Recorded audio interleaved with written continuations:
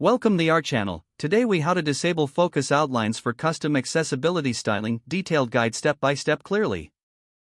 To disable focus outlines for custom accessibility styling, begin by identifying the elements you wish to modify.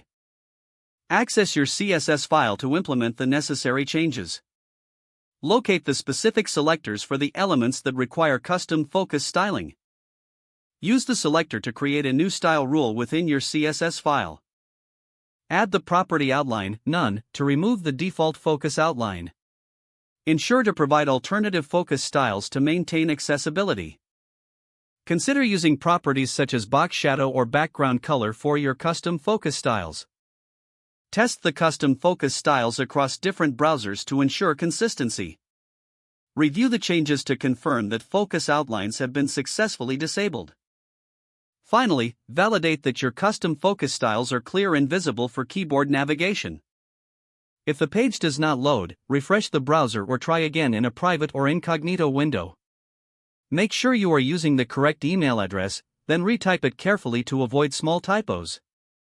If your password is not accepted, use the reset option and create a new strong password you can remember. Check your spam folder for verification or security emails, then complete any requested confirmation steps. Enable two-factor authentication if available to improve account security and reduce unauthorized access risk. After signing in, review your profile details so your contact information and settings are accurate and current. If you see an error message, note it down and try again after restarting your device and internet connection. Log out when you finish, especially on shared devices, to keep your account and payment information secure. If the page does not load, refresh the browser or try again in a private or incognito window.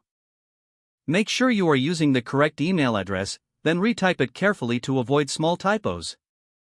If your password is not accepted, use the reset option and create a new strong password you can remember. Check your spam folder for verification or security emails, then complete any requested confirmation steps. Enable two-factor authentication if available to improve account security and reduce unauthorized access risk.